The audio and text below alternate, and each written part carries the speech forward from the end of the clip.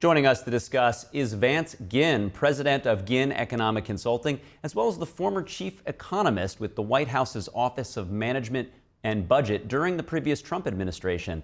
Thanks for joining us today. We know there were hurricanes and labor strikes, but a 10x raise month over month? What's driving that? What do you make of it? Well, it's a pleasure to be with you. I think what we've seen is, yes, you got those bounce back from a lot of those people who said they were working now after being off during the month before from the hurricanes and everything else. But you also got to look at where those jobs are being added. A lot of those were in the healthcare, education, and in government. Government added 33,000 jobs just last month.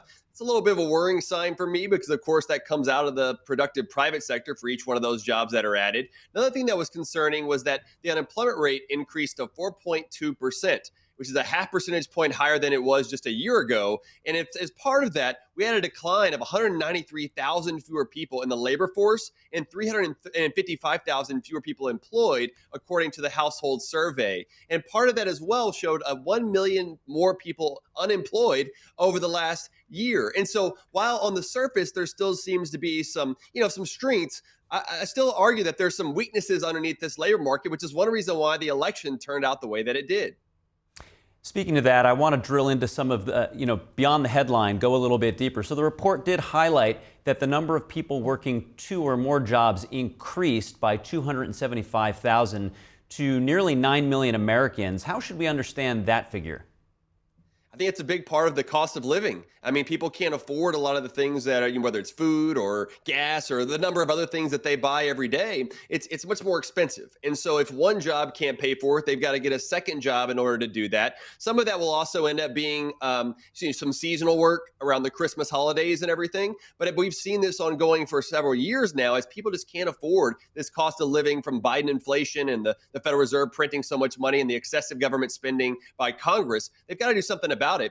As part of that, you have average weekly earnings that went up 3.7% year over year. But if you look at since January of 2021, when Biden took office, real average weekly earnings are actually down nearly 4%. And this shows again why so many people are struggling, even though some of these numbers on the surface seem like things are okay. Here's another nugget from the report I'd like to get your opinion on. It highlighted that year over year from November 23 to now, the number of American workers has actually decreased by nearly 1.1 million. Conversely, the number of employed foreign workers surged by over 400,000. What do you make of that? Yeah, it's something that's been an interesting phenomenon over the last couple of years is native-born Americans having fewer of them working versus those who are foreign-born workers, more of them, to your point. But one thing to break that out is to say, okay, are these those that are illegal immigrants or are they here legally? And the BLS doesn't really separate the two, so it's hard to distinguish which one of those that it is. So it could just be those that are here legally that were born in another country. They're the ones that are working here, and then some share being illegal. So I'm glad to see that more people are working from across the spectrum wherever we can. But it is kind of an interesting sort of dichotomy to see the native-born Americans versus the foreign Americans. What's going on here? Some of that is because of the types of jobs that are being created, whether that's in construction and other areas where you do tend to have more foreign-born workers working in those jobs compared to native-born Americans. And so I think that starts to explain some of the differences that we see. Now, you've expressed some skepticism here of the shining news of this report's headline. It doesn't appear that the market responded very positively to it, didn't go down. Is the street also having the same view that you're having? Well, it's interesting, right? Because each day new news comes out. You say, okay, what is the Federal Reserve going to do next with their interest rates? And so I think with this weaker report in some respects, as I've just outlined here, that there's indication that this month the Federal Reserve will cut their interest rate again, their federal funds overnight lending rate. And so if that happens, that would be a boost to the stock market because now the cost of capital is going down. And so that can contribute to higher stock prices, higher corporate profits and things of that nature. So I think that's the reason why you saw it not move down in this case and moving up some, even though this is a weaker report overall when you dig underneath just the headlines. That was literally my next question about will interest rates go down? It sounds like you think positively that they might. What other trickle effects might happen from that? Should that move the housing market at all?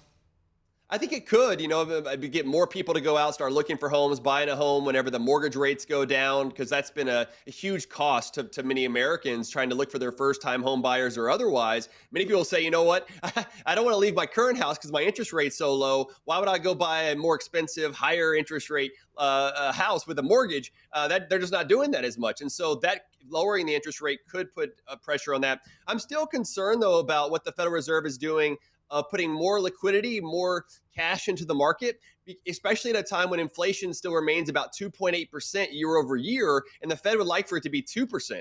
So in my view, I really think the Fed is already pushing the pedal too fast in lowering interest rates, when they should probably sit on the sidelines a little bit and say, you know what, let's make sure that we've actually slayed, if you will, inflation, because that's a monster that will keep popping its head back if they don't do the right thing. And Vance, as we finish up, staying with rates, Trump has floated the idea of a cap on interest rates for consumer credit cards. I know you're a free marketer, so what are your opinions on that? I'm opposed to that. I mean, I think the credit card companies have that in place for those who don't pay on time, and so that there's got to be a sense of personal responsibility to make sure that people are doing that. Because the way to avoid it, right, is, for one, not using the credit card if you don't have to, and paying on time, and you can avoid these fees. So it's not that they're being burdened by something that they already didn't know. It's just that they're taking on maybe excessive credit card debt or something else. And so I would suggest to the Trump administration, if I was still there, let's not go down that route. Instead, let's look at ways that we can reduce the cost of living. I mean, the $8 fee that they're trying to cap, that's not a huge amount for people's bottom line. But what could be a huge amount for the bottom line is to cut government spending, find ways to cut taxes and regulations, and that will reduce the cost of living no matter what they're buying, not just a little amount that's on a credit card. So I would try to stay away from price controls. That doesn't turn out well. And the people that it will hurt are the ones we're trying to help, because now they just won't get credit at all. Well, we appreciate your perspectives. Vance Ginn, president of Ginn Economic Consulting, as well as former chief economist with the White House's Office of Management and Budget. Thanks so much. Thank you.